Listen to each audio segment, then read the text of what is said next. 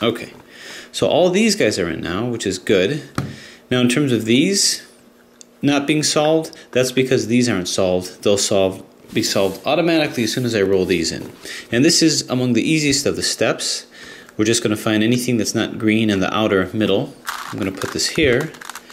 And this we're going to roll into here by the usual algorithm. And what you're going to notice is this goes here, and here's this blue one just waiting to find its way home. This will come down over here. Don't believe me? Well, let me show you.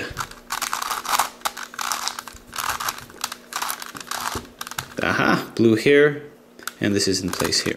Okay, so we have everything in place except for the last layer. So to do this, the first thing I'm going to want to do is flip all these outers so that all my greens are on top. Now, this is something that you've encountered with previous megaminxes. What I'm going to do is I have kind of an arrow motif here, so I'm going to do my algorithm using this as F, this is R, this is U, and as you recall, when I find an arrow like this, I'll do F, R, U, R, I, U, I, F, I, and that'll put everything in. Now it's a question of moving these guys in place, the inners meeting the outers. To do that, the way that I do it is I do it the same way that I do with the Rubik's Cube. With the Rubik's Cube, with the 3x3s, you did the R, U, RI, U, R, 2U, RI. Well, in this case, because of the unique dodecahedron shape, it's R, U, RI, U, R, 3U, RI. And what that's going to do is that's going to consistently keep the one that's facing you the same, keep the one that's just to the left of it the same, and cause a rotation of these guys. This will go here, this will go here, and this will go here. So I want to coordinate it to where I'm going to cause 2 to be solved so that I can cause rotation. So if I move this over here, this will stay the same and this will always remain solved. And I'm going to keep doing the algorithm until this one is solved, so I can have these two next to each other. So the yellow one is here. So if I do that, one turn of this should be able to get that in place. So R, U, R, I, U, R, 1, 2, 3, so 3U, R, I.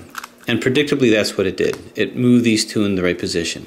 So if I hold this one in front of me now, this will stay the same, this will stay the same, and these three are going to rotate. This will go here and solve it, this will go here and solve it, this will go here and solve it. So it should be just one of that algorithm.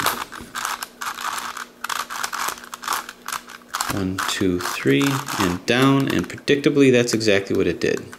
The fun thing about doing these cubes, which I encourage people, especially at a young age, to do, is it really introduces the concept of predictability, testing different theories, so kind of gets you in that frame of mind. Now the last part is exactly what you already know on doing a megaminx. The circle aspect is really not an issue at this point. But basically, just to review, we want to flip all of these in the right position. So we do that by taking the ones that need to be flipped and putting that on the top side. And then asking ourselves, are we flipping it clockwise or counterclockwise? If this has to flip clockwise, like in this case, then the algorithm is RI-UI-RU, RI-UI-RU. So you do it twice. If it's counterclockwise, it's UI-RI-UR, then again UI-RI-UR. And you keep holding it here and rotating it until they're all back into position. So this one has to rotate clockwise, so that's RI, UI, R, U, RI, UI, R, U, and fantastic, you did it, but oh my gosh, look what I did. I messed everything else up, but don't worry. All that gets fixed in the wash. Turn this back down here, rotate this in, and this guy is going to go counterclockwise. So in this case, it's going to be UI, RI, U, R, UI, RI, U, R. And see, all that magically got fixed. You just keep wheeling it around until you get everything in place. So put our centers in place here. So all of our centers are in place. All of our edges are in place here. Now we just have to hit these guys. Now notice I'm not worried about these at all. They're naturally where they're supposed to be. So what I'm going to do is I'm going to just wheel these around to get all of these to be coordinated right. So my preparatory phase with that is I'm going to move this out, this silver and pink, so I can move it into here. So in this case I'm going to do an R, that was an RIDR. So what that effectively did is it moved it down to here. So now I'm going to move it into position. This is the pink and silver. So I'm going to move the pink and silver side in here, and I'm just going to wheel this in. I'm just going to replace it. So we're going to do another RIDIR. So put that nicely in place, and I bumped this one out, this green one out. And this is going to be the orange and the yellow. So I'm going to find the orange and the yellow. Here's yellow and orange. So I'm going to move this into place, and this is going to come into here. So move it down, across, and up. So that's pretty good. Now I have one more to go. It's the pink and blue. Well, I'm sorry, more than one more to go. Here's a pink and blue over here. So I'm moving this down. Pink and blue. This gets rolled in. So move this down, across, and up. Now I've got the blue and beige, or blue and yellow rather. I guess that's beige. So move that into here. Move this in.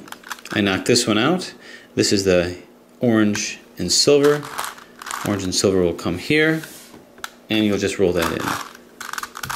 And lo and behold, you did it!